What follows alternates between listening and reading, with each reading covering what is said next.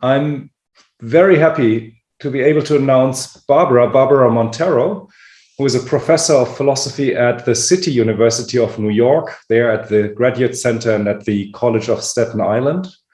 Her research focuses on one or the other of two different notions of body as the physical or material basis of everything, and body as the moving, breathing, flesh and blood instrument that we use when we run, walk, or dance.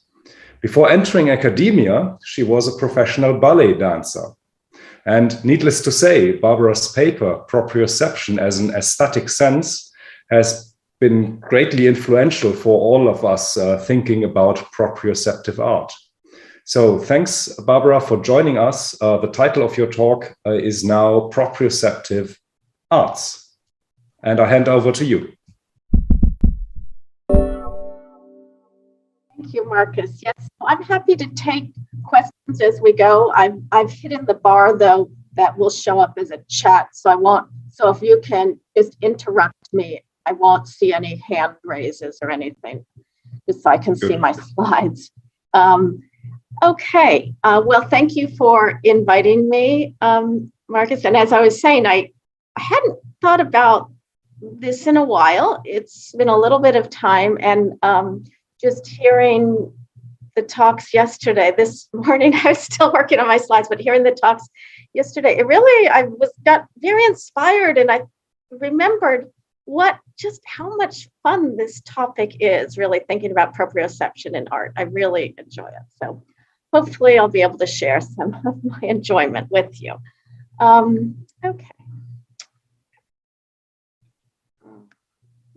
Why is oops, sorry. I don't know why this is, there we go. Okay, dance is a proprioceptive art. I'm going to sort of take that as just a starting point, but nonetheless, I'll explain it too. Well, what do I mean by this?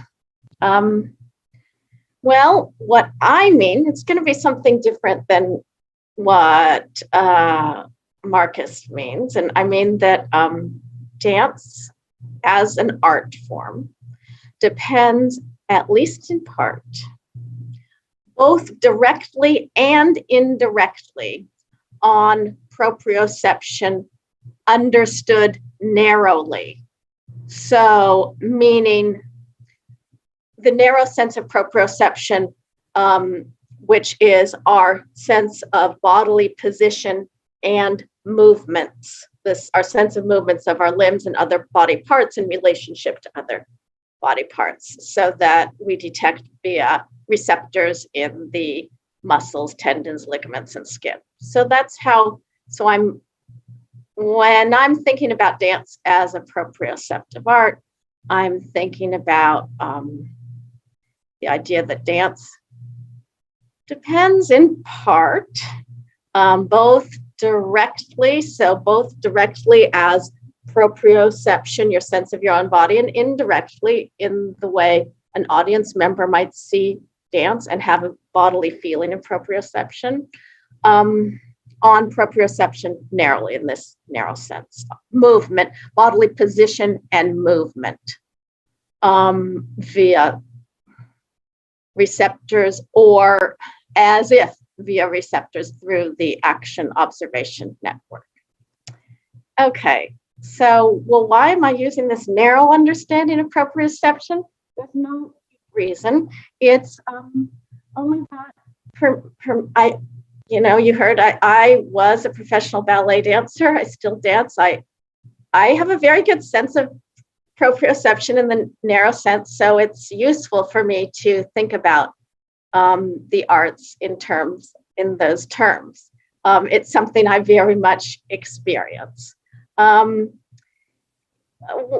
reason could be that it's how I've thought of it before, but one should expand one's views. And one day I would like to think about proprioception more broadly, but I'm not doing that yet today. So I'm going to stick with this more narrow situation, although in some cases I might question whether it's a broader sense also. Okay. also differing from Marcus, I'm going to include works of art that you wouldn't say maybe are primarily or most importantly or appreciated proprioceptively or only, or okay, I'm going to think about works of art that one of the ways in which we appreciate them is via proprioception. So, well, I agree that the phrase, I mean, I've been thinking about that, right? The phrase proprioceptive arts, if we do want to align it with visual arts, then we should use it in the way Marcus was saying, that visual art you appreciate primarily visually. Could be appreciated perhaps other ways, I think.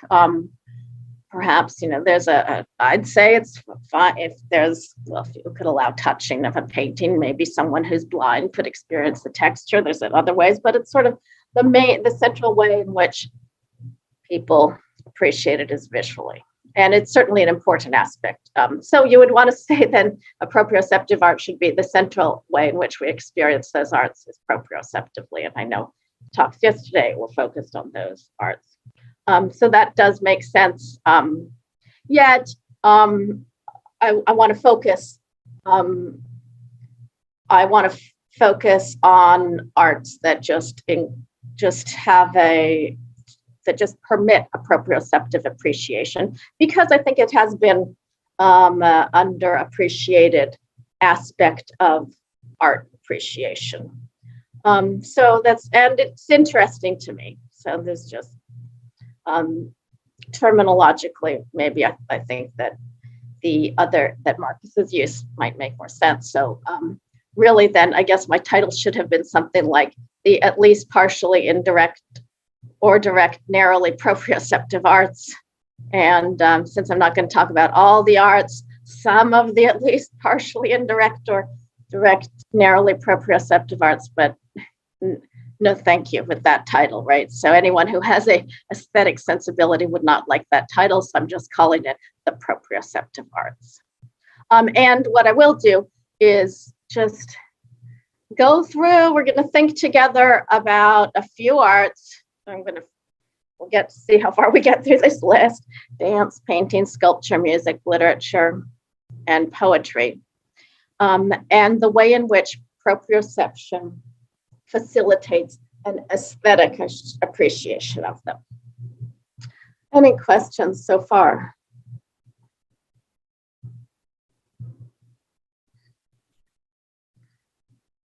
Okay. Just interrupt. Marcus will note if there's a question and just he'll interrupt. Will do. Yeah. Okay. There's no question yet. Okay. Good. Okay. Okay. So dance. Well, dance. One way in which I think of dance as a proprioceptive art is as experienced by the dancer. The dancer is able to experience aesthetic qualities of their movement. So through proprioception. So through proprioception, the dancer can feel the grace, the power, the clarity of a movement. Well, this came up. Okay, but you can only proprioceive your own movements, so we don't get criteria for making an aesthetic judgment that it should be intersubjectively valid. So it shouldn't just be a judgment of like, I like ice cream, you don't, but there should be some way in which we can both come to an agreement. And of course, I never experienced your movement. Well, what can one say in response to that?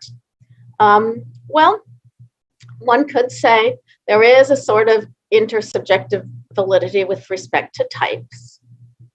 You don't experience my particular movement, but you experience a grand jeté in the certain way that I'm doing it. You can do that also. So we could say that there, and we can have a a discussion about that type of grand jeté and the proprioceptive qualities of it.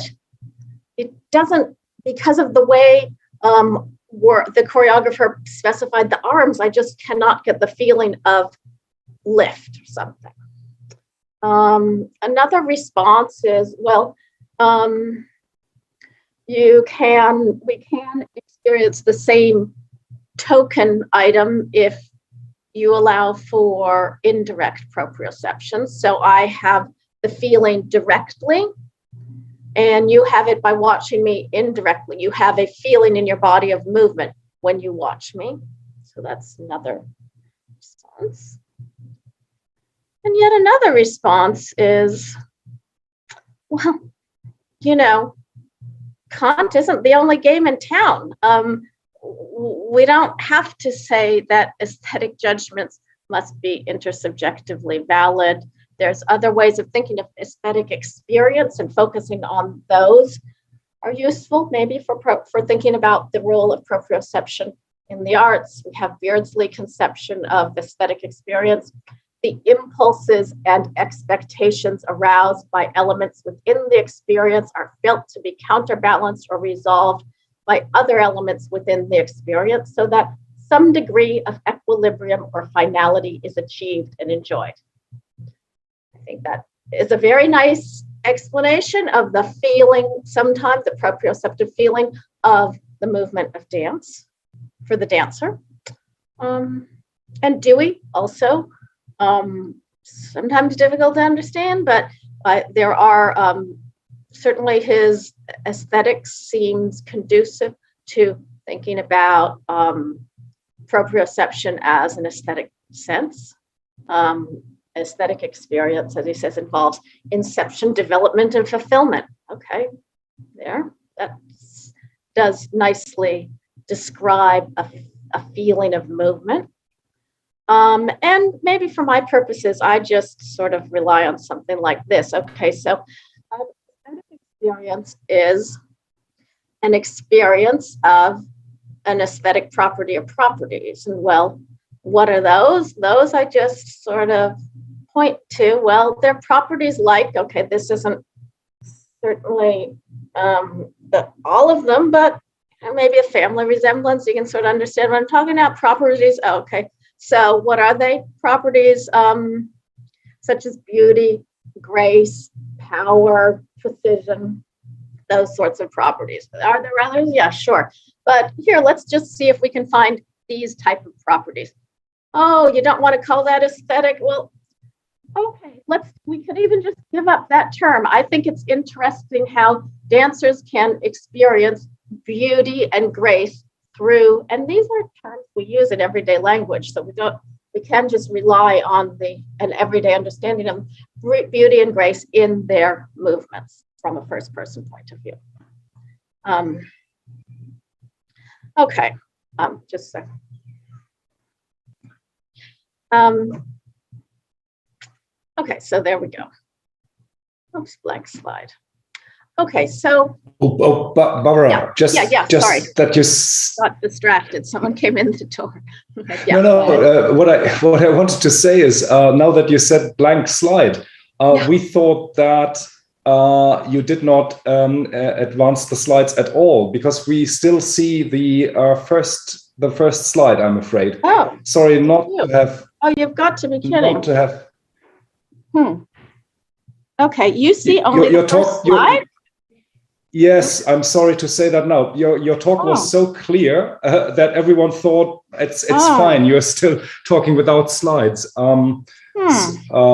Sorry to interrupt only that late. Okay, no, that's okay. I don't think I had any photos so far. So let's or illustrations. Let me see if I can fix this. Yeah, let me just.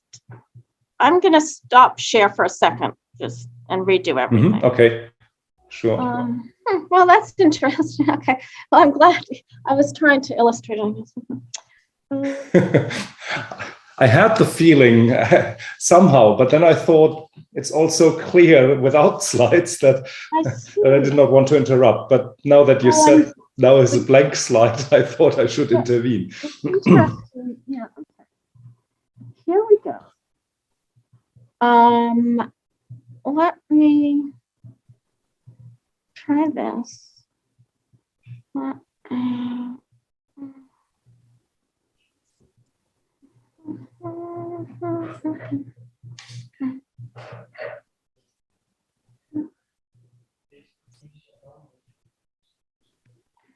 Okay, so you were on that?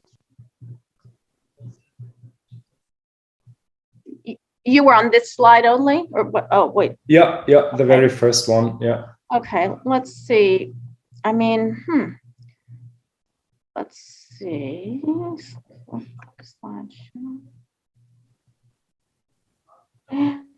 Do you see another slide? Yes. Now. Okay. Now it works. Yeah. Oh, brother. Okay, so here, let's go through. It's nothing exciting. See, I'm just summing up.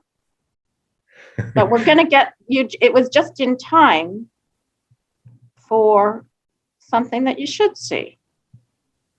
Okay, there's a. Okay, here we go. Now, do you see developing indirect proprioception? We do. Yes. Yay. Great. Okay. Thank you. Okay. That's the first relevant one anyway. Any questions while we're stopped? Now I've lost track of the chat. Let me check. Not so far. No. Okay. So that was just a few comments. At the time, I feel it's going to go so quickly. On the way in which a dancer can experience aesthetic qualities of their own movement, but I think also the audience can experience. Let's see. Okay, the audience can watch a dancer and perhaps have a proprioceptive experience, as if you might want to call it as if proprioceptive. So a feeling of movement or position in their body. They might have a feeling here of flying, of extension.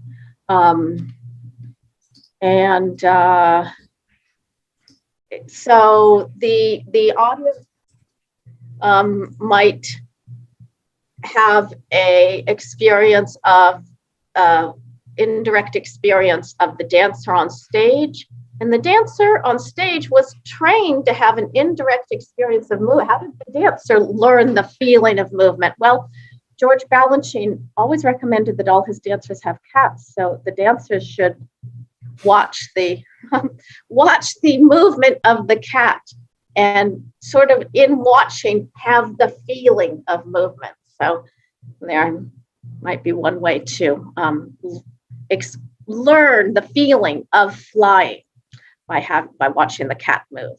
I see a few chats. Is there? Still no question in the chat. Okay. Oh, okay. They just came out for some reason.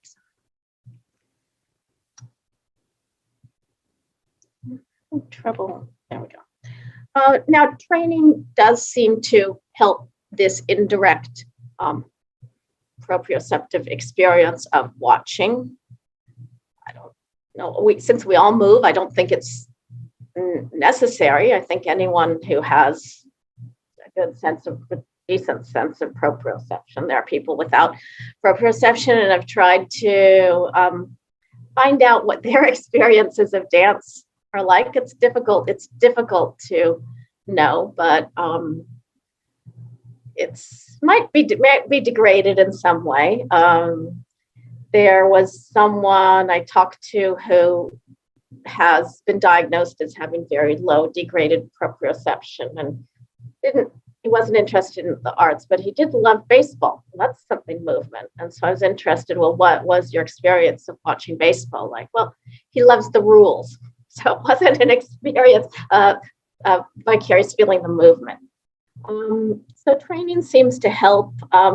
I think with ballet, we focus so much on the feet. So I really, in watching dance, I really know what the feet feel like. And there have been studies that show that the action observation network in the brain, so the area of the brain which is active both when you do movement and when you see movement, is it's activated more when dancers are watching dance than when dancers are watching capoeira type of Brazilian martial arts, and vice versa, the Brazilian martial artists when they're watching. So there's training does seem to facilitate more of this motor response. Okay, but does it help you to better appreciate dance? Does someone who's not had training not appreciate it aesthetically fully? Well, I would want to say there's different ways to appreciate dance, and there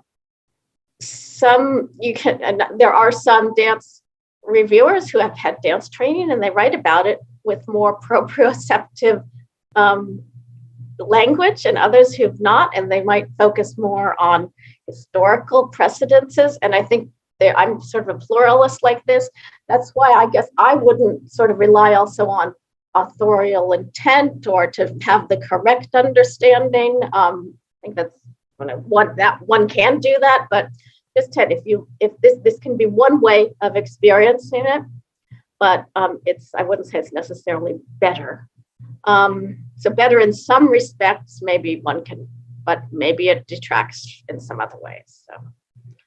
So, okay, this is the same in all the arts, right? Training enables you to experience those arts in some ways better, maybe some ways you're focusing too much on one aspect, which might not be the best way or something, or just it's different. It's different. Okay, well, let's move on to painting. Let's see, I'm just,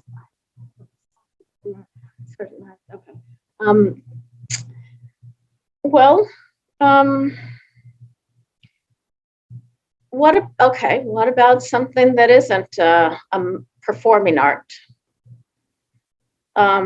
Well, I think that the painter also in making certain types of paintings can experience certain qualities of form, shape through the movement of the body, and that the observer, that people who are appreciating painting can get a feeling of movement that is related to the movement the shape one sees in a painting. At least for me, this is one way in which I experience a painting. So I feel the curves in my body and the angles and the juxtaposition of curves and angles. And one question arises, well, is it because you see that there is a playful curve, maybe this curve on the side is this black curve, it's on your right too, how do you see this? On the right is a playful curve, and so you interpret that in your body, do you somehow translate it? Well, I think actually that the proprioceptive experience colors our visual judgments. So I think because what is it for a curve to be graceful? That is primarily a bodily movement term. What is grace? It's something like efficiency in movement. And so I think it's because we feel, sometimes at least it's because we feel a certain movement, maybe that we imagine that we feel the artist's arm moving in a certain way, what it would take to create that movement, that we judge it as visual. So I don't think, I think sometimes the proprioceptive feeling can be prior, not necessarily always, but sometimes. So, and sometimes watching a artist create their work can prompt more of this proprioceptive feeling. Looking at Jackson Pollock's work, you might feel the energy there, in part because you feel the movement of your body in creating this. So, Barbara, there's one question in the chat now. Good. Let's see. I can Katrin. look at it, I guess. Hi, my name is Katrine. Hi. I'm a student, although I'm a little bit older. and if it's okay, I'd like to take you up on the offer to ask questions in between, because I thought it was very interesting that you said that you were able to measure the reactions of the dancers while they were watching dance rather than watching other things, whereas otherwise trained people had maybe different reactions or less stimuli, or different, not less, different stimuli than the dancers. And I was wondering, because when you were talking about Kandinsky just now, and you were also using vocabulary, which for me as a non-dancer was related to dance and movement. And I was wondering, because yesterday we had some discussion, or I'm not in the topic, so I'm not knowledgeable in this area, but so I apologize. But I was wondering if there was sometimes a little bit of elitism, that basically only those who have studied the art are allowed to even talk about it. So, but I don't want to have this negative connotation of elitism, because what if truly the brain can only be stimulated if you have acquired certain knowledge? And I was wondering if you had the same experience with artists or people who have studied art, when looking at art, whether there's also more resonance in, or more stimuli, or qualitatively different stimuli. And as a second question, whether this stimuli is more of a technical nature or of an experiential nature. Because I can tell you, without any art training, yesterday in Orbit, I was probably the worst affected because of my fear of heights, but that is not a qualitative, stimuli. So I was wondering if you could help me with that. So, okay. You just asked so many interesting questions, and you're going to have to remind me if I'm forgetting something.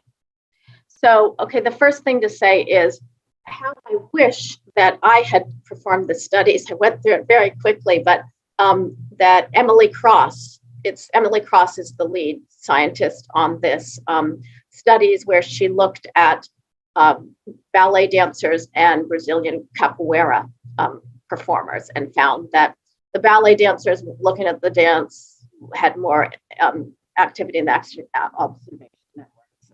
Similar for the, and there's a couple of papers really interesting on that.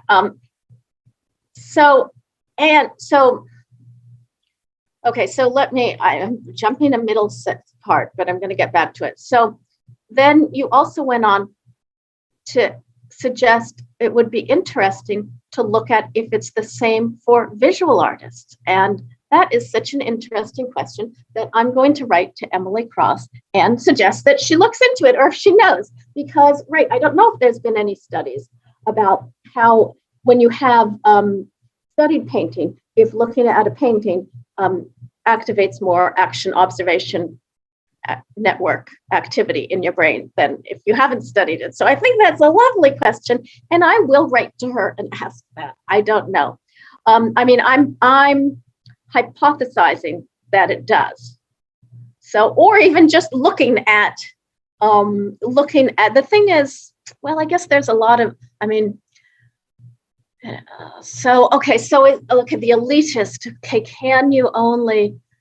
are you missing something out? You haven't trained, so you missed something. Well, I did try to say that I think that there's multiple equally valuable ways to appreciate a work of art, and that training is going to focus you in some ways.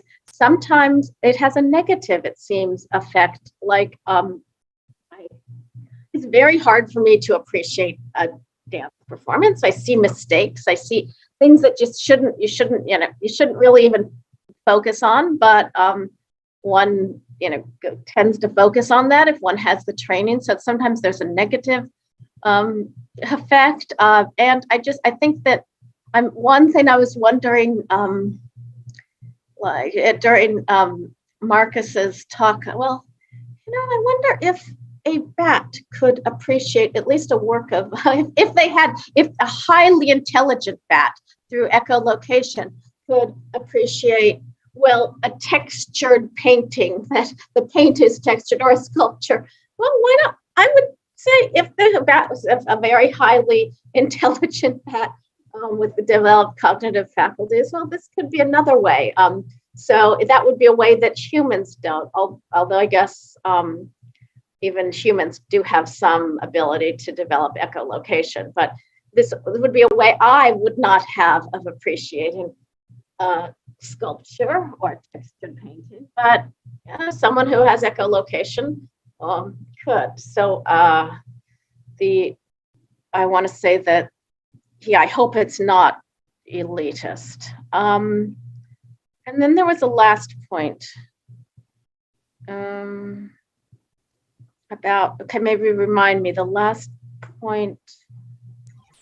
Yeah. That was kind of also related to the thing Mrs. Cross did, and I would be so interested to hear your results, maybe via Dr. Schrenk,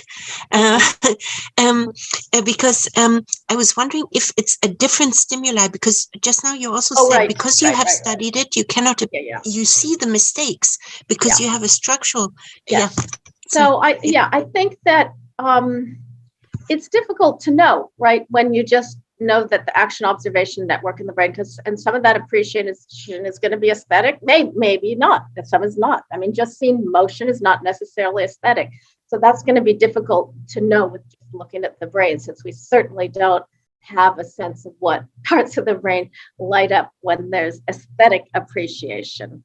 So this would just have to be something right now at our stage, in understanding neuroscience at least, of that we would just understand through reports, first-person reports. Okay, and for me, there's, unless like there's, that maybe a lot of it, I guess, in watching dance, I do feel is aesthetically important. What I'm focusing on, of course, probably much of, I'm getting much more information than what I'm focusing on through the feeling of the action observation network. But what I tend to focus on is the quality of the movement, the aesthetic quality of the movement. Now, I think actually, and then there, I think the training does help. I think it's, well, I don't know, I'm probably the grace, the feeling of grace. I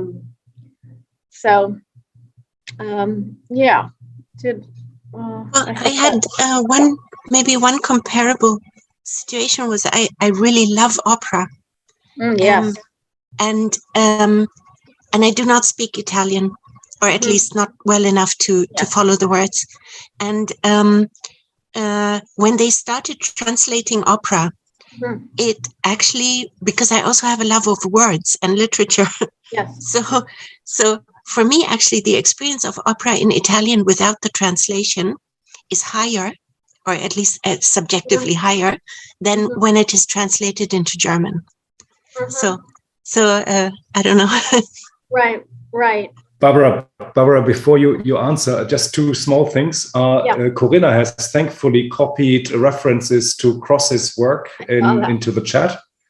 And we probably have to move on sooner or later to keep track of time. Well, I guess I'll move. So many interesting questions. Maybe we can continue that discussion over email. I would love to. Okay, so let me just continue on. Okay, so talking about how learning affects. Okay, here's an example. This actually answers a question, a negative way in which having an understanding of how it's made. In the Pollock case, you see how it's made. It seems to, for me at least, it seems to improve my appreciation. Now, the Renaissance artists, though, were very intent on hiding their work and their efforts. They did not want anyone to see them work, because Renaissance painting is so much about effortlessness and repose. And you can see in these hands Raphael painted, that they just are completely at rest and relaxed. And so you feel that position. And they felt that if you saw them work so hard at making the paintings, you wouldn't see the effortlessness. So there is a way in which having some knowledge might hinder what the aesthetic appreciation. Okay, I was going to move on to sculpture.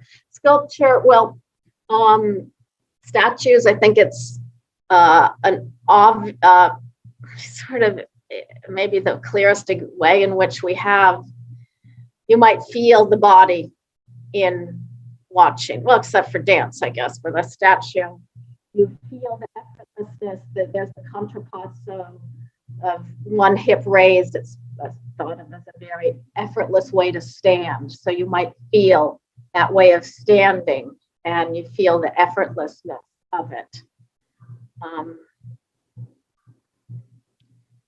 Let's see. Just a second.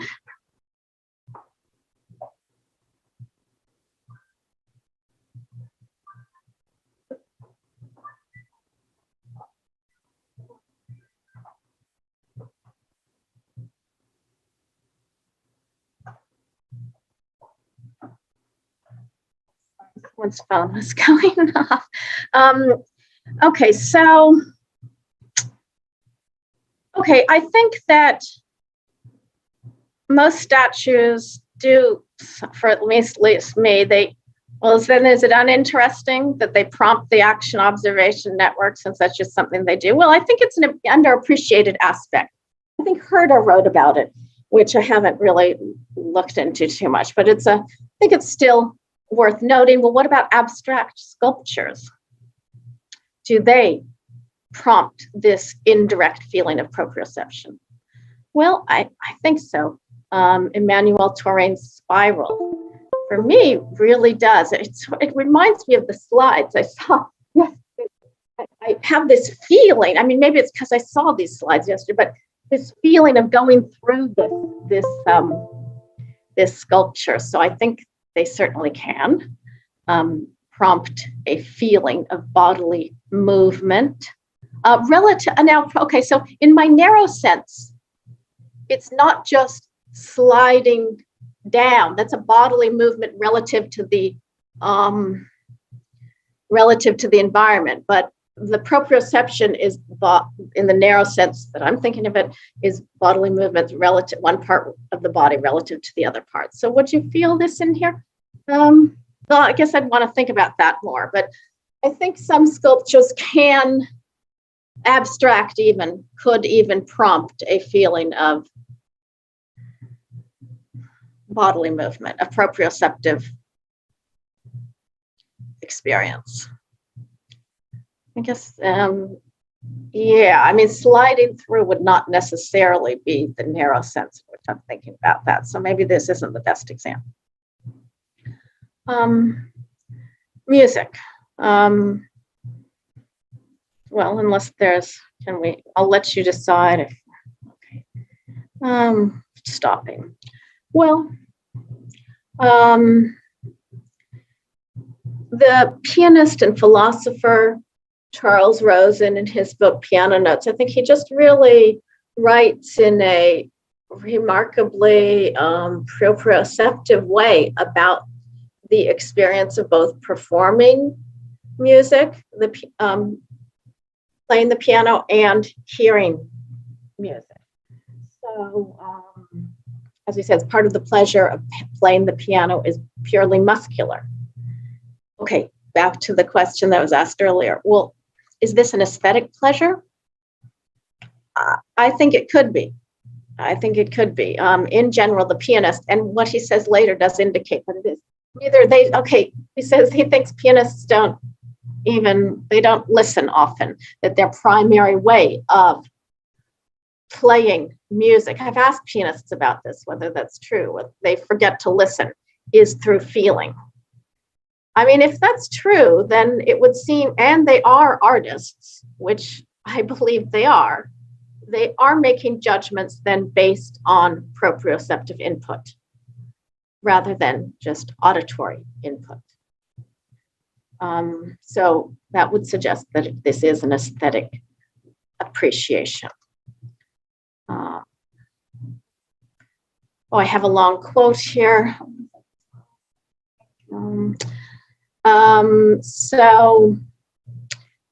He talks about that Chopin's pieces, they put the pianist sometimes into difficult stretches, and that he talks about also how in listening to the music, and someone who's trained, I in listening to a piano piece never feel the stretch of the fingers, but that's what he hears and appreciates, the fingering in the sound. And also he experiences the emotional tension and intention in a hand. Well, you might think of that as a way of experiencing an emotion of tension. If you have, just touched on very quickly yesterday, right? If you have a Jamesian account of emotions, the awareness of a bodily feeling that's prompted by something could be an awareness. It could be an emotion. So, okay. So also, now there's whether you see the musician performing or just hear, it can change. Like Glenn Gould, you might listen to his music and feel it sounds sort of effortless. Watching him play, you see the effort involved. You watch a video and it might sound different to you then you might hear something, the muscles or the fingers are strong. You feel the whole body here is in a sort of strained position. Okay. Well, questions. I do. Okay, this is actually my last section. So we could, if there are any questions, I sort of rushed a little bit, but if there are any questions on this so far, I could take them before we go to literature. Not in the chat yet. Okay. Okay. So,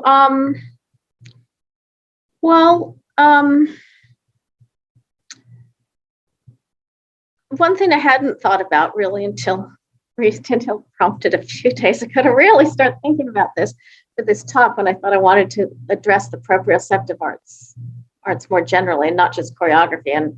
And as it crosses my mind right now, I didn't say anything about choreography, which is my title. But what about literature? Literature, I think also. Literature and poetry, I think, also can be appreciated proprioceptively in the narrow sense, meaning as the movement and positions of your body parts relative to each other through proprioception. So, and what I've just done is tried to find some examples of this. Now, some might be better than others, but let's look at some.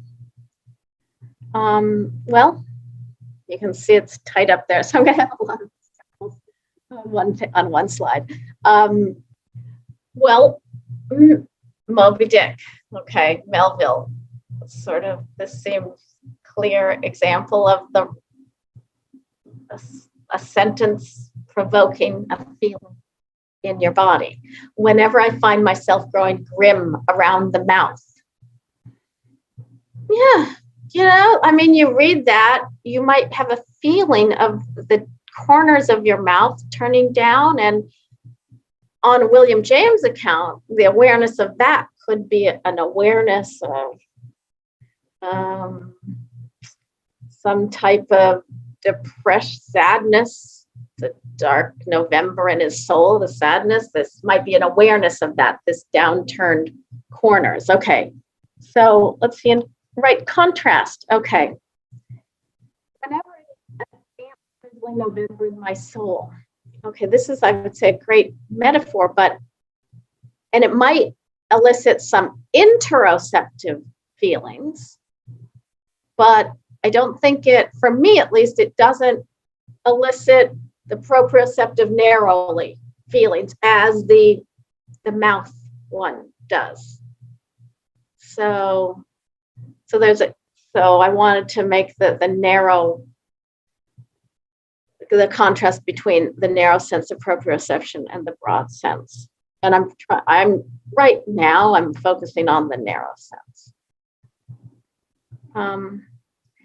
Well, Sylvia Plath, in one of her poems, she described being pregnant as a melon strolling on two tendrils. So I'm not sure if this gives is a narrowly proprioceptive. I guess it's a strolling. You might have a feeling of, I mean, especially if you've had experience there, right? If you're trained in being pregnant, it might help you to feel what that is like, or the position of the belly so extended. So I think it's possible. I'll be happy to have your feedback on these. A melon strolling. It certainly does capture the idea. Okay, Virginia Woolf from Mrs. Dalloway. Mrs. Dalloway was holding her life in her arms, which as she neared them, her parents talked about, which as she neared them grew larger and larger in her arms. So maybe this helps you to feel something bodily, your arms encircling, and it's the life, which is not something we think of as concrete. So it creates an interesting juxtaposition with the physicality and the abstractness of life, perhaps.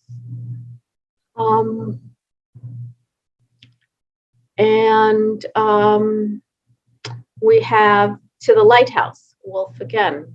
Now I'm not sure if this creates a narrowly proprioceptive experience. Mrs. Ramsay seemed to fold herself together, one petal closed in another, and the whole fabric fell in exhaustion upon itself. It could. I mean, now that I'm reading this, you might feel yourself sort of collapse in just a fold of bones and flesh and upon it collapsed, like fabric just folds. You feel your body. I feel a frailty of the body there. Let's see what else I have. John Donne, Home. Go and catch a shooting star. I feel that. I feel like a jumping feeling, which gives me a sense of elation. And I think I have one more, maybe. Oh, well, of course. Wordsworth. I wandered lonely as a cloud. Although I don't know if what this is supposed to do.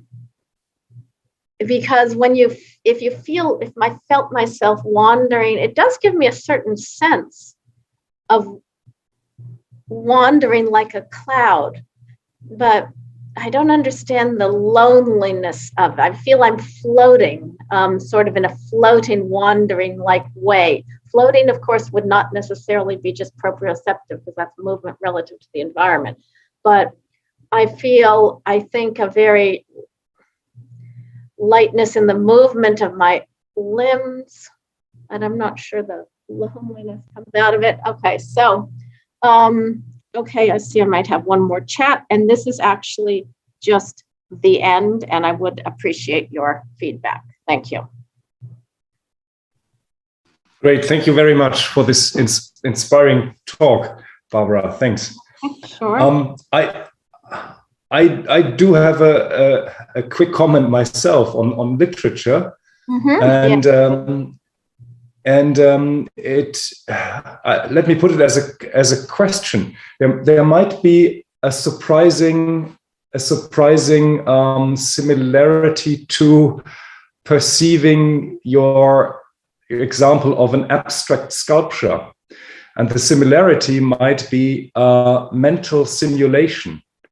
What you were describing when looking at the abstract sculpture was you put yourself into the curves of that sculpture and you thought about how it would be like to slide along the curves of that abstract sculpture. Now in literature, at least for many of the quotes you have here, it seems like we put ourselves into the situation of a damp and drizzly November day, or describing pregnancy, thinking of a melon in our stomach. And that is a kind of mentally simulating what we read there. So there would be so there would, first of all, be this similarity between appreciating abstract sculpture and literature, and secondly, I will put this down next to mirror neurons firing, which could trigger proprioceptions. Also, mental simulation of situations, putting us into situations, can trigger proprioceptions. So it was partially this was a comment and partially a question, whether you would see this similarly. Yeah, that's interesting. Yeah, I guess I had been focusing or thinking that there might be situations where there isn't at least much sort of cognitive work being done to like sort of first imagine and then the imagination prompts it. I was trying to sort of think of situations in where it's almost immediate. Of course, what might be happening is very quickly mentally simulating that. So in the dance case, I don't think you see it and then imagine what it's like to feel it. I think that in seeing it, you feel it. So I don't know if there's, I mean, there can also be mental simulation. I think those maybe the way to think about it is there's sort of two different routes. Sometimes it's more deliberate mental simulation, and the mental simulation then gives you this proprioceptive feeling. I think other times, maybe with literature, it's more of the mental simulation case, and the abstract sculpture might be. Yeah, that might be true. So I'll have to think about that. It's interesting. Okay, thanks. I have a couple of comments or questions in the chat. So Corinna lets us know that she will talk about embodied simulation tomorrow. Thanks, great, Corinna. Then there's another question by Katrine, and there's a comment by Peter. Peter, would you want to make that comment also via the microphone, or just leave it in the chat? Oops. Okay, no audio feedback, so just in the chat. Okay, thanks, Peter. Then Katrine, another question from you. Only if there is time, but I was wondering because yesterday when we were trying to define proprioceptive experience, we were trying to exclude emotion, and I was wondering if the physical act of when you read and you have to cry because you are moved to tears, or which is again a physical rather than, I mean, plus emotional, obviously, or caused by emotion. I was wondering if that would still count as proprioceptive experience, or and if you have to laugh, which is also quite strongly a bodily reaction to something, which I personally have strongly to Oscar Wilde and Calvin and Hobbes. So, but it's rare that you have to laugh when you're alone at home with a book. and have a real physical reaction to something. And I was wondering if that would count, or if it doesn't. Yeah. Well, I think it depends on what your theory of emotion is. And I think on the Jamesian view, where an emotion is an awareness of bodily positions, then your proprioceptive, your awareness of your proprioceptive experience could be an emotion. I mean, there's a lot of problems, of course, with his view, but there's probably something to it. So I think it depends. So a happiness in laughing. I mean, of course, like what do you sort of you might lose the conscious focus of the body of your mouth, and you start to think about what's funny only, and then you won't be focusing on, then you're no longer focusing on the proprioceptive input. But here it would just be a means to some other type of experience, just like the visual prompts the proprioception, and then the proprioception prompts the emotion. And it might be a sort of technique that some artists use to incite certain emotions. So I think that's how I was thinking about it. Thank you. Okay, are there questions in the room that I am missing? Otherwise, there's time for more, also via the chat function. Okay. Should I look at Peter's question? Okay. Oh, Peter said that it was just a comment that can be left in the chat. Okay. Okay. Well, my question would be on choreography. Oh yeah, I mean,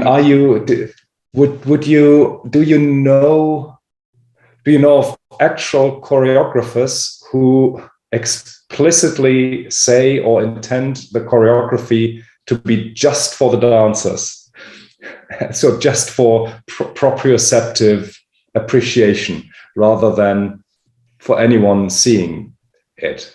Right, because your authorial intent, you're interested in authorial intent. Let's see. Yeah, I do know. Yeah, I mean, I think I think in the contemporary, not in ballet, not in the ballet world, but in contemporary and modern dance, especially you can still think of choreographers as doing choreography even when they incorporate quite a bit of improvisation. I mean, you'll have many sessions, and I've been part of these, where you are guided by a choreographer, but you're really working on something to experience in the room. It's not for an audience. And sometimes you'll let an audience in. It's much more in the ballet world. It's, I'm going to put a link just for fun, though, to something that I recently did. But I don't know if the link will work. No, I don't think it did. I don't think that link worked. Okay, sorry. I might try another link. But I think, no, that was not the right link. Let me just there. Sorry. Okay, I'm going to put a link in here. But in the ballet world, I don't think so. But certainly in the contemporary dance world, the audience you might just let them in on it, but it's not for the audience. Now, dancers themselves are more frequently, even in the ballet world, will feel as if they're not. Sometimes, I mean, not frequently, but sometimes we'll just feel it's for us, for dancing ourselves. But the ballet choreographer is typically creating for the audience. But I think it's certainly, yeah, I've been involved in dance projects. And I just put a link to a little choreography I did just recently, just like a month or two ago. So, but that one is for an audience, not for just the self. Yeah, no, I think that's an interesting question. Okay, thanks a lot. And I see that Benjamin commented on it. Of course, contact impro is is a dance form where no visual audience is necessary, or the target is really the dancers themselves. And tango, of course, I guess, is also an instance. It's not, yeah, it's not choreographed, of course. There's lots of improvisation, although of course there are rules.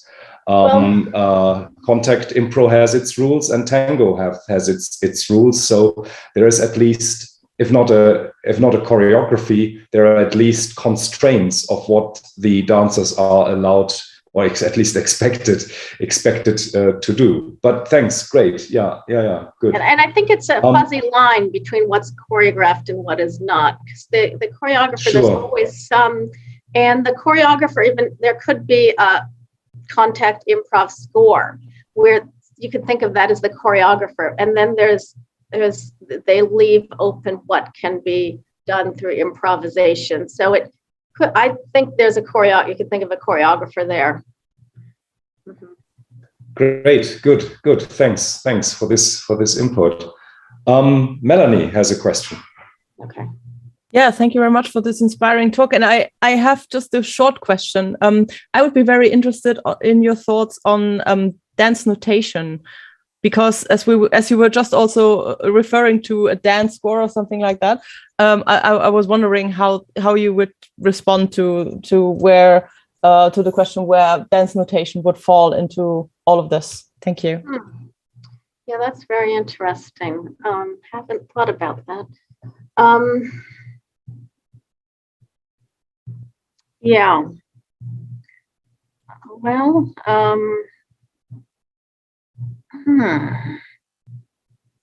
yeah.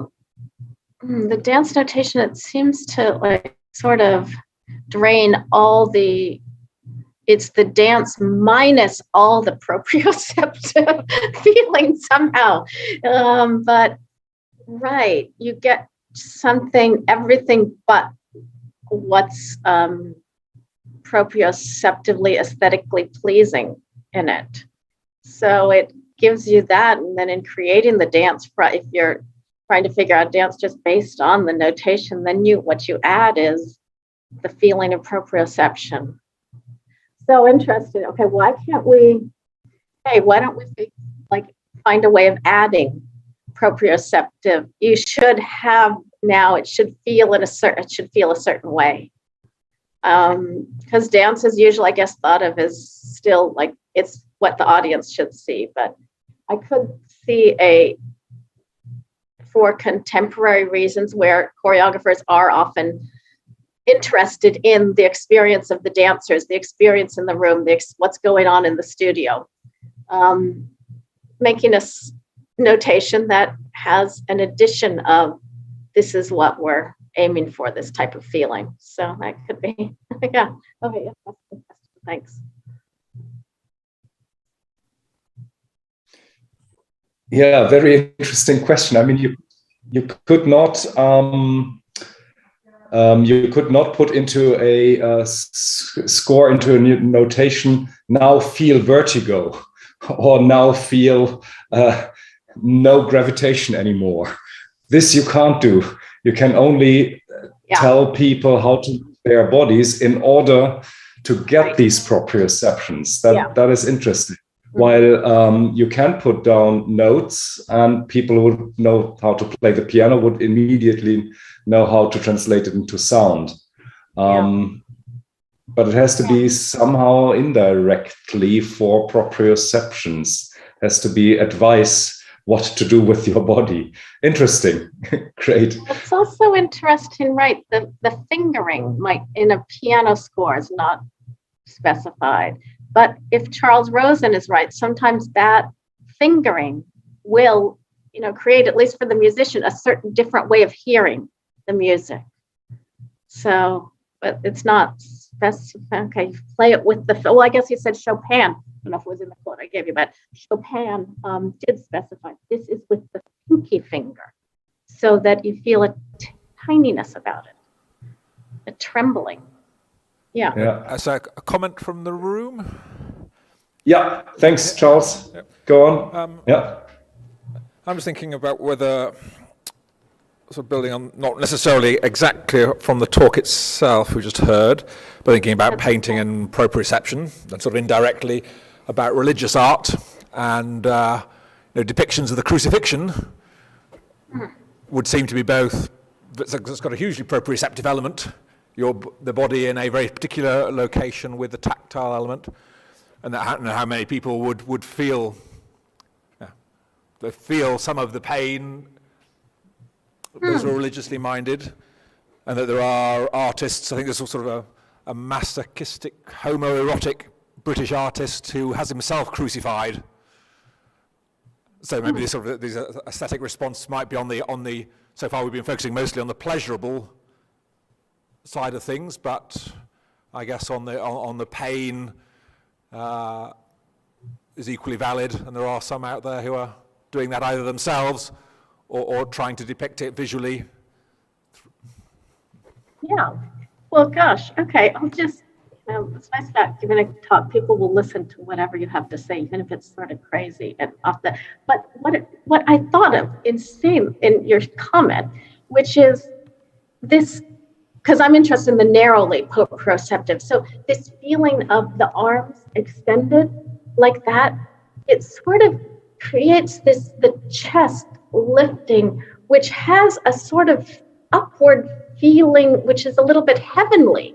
So yes, there's a lot of pain in there, but why do we love these paintings so much? Well, maybe the religiousness, the sort of this upward redemption, something, the feeling is in this extended. I mean, if you do that, there's this a feeling of awe, basically, in the body. When I don't know how much you can see my arms extended, but a feeling of awe in the body, and that could be part of it. Chestlet. I mean, for me, it does that. I'd never. So that's my hypothesis, that it actually does create a proprioceptive religious feeling in just the arms outstretched. So you get the pain also, but then that beauty.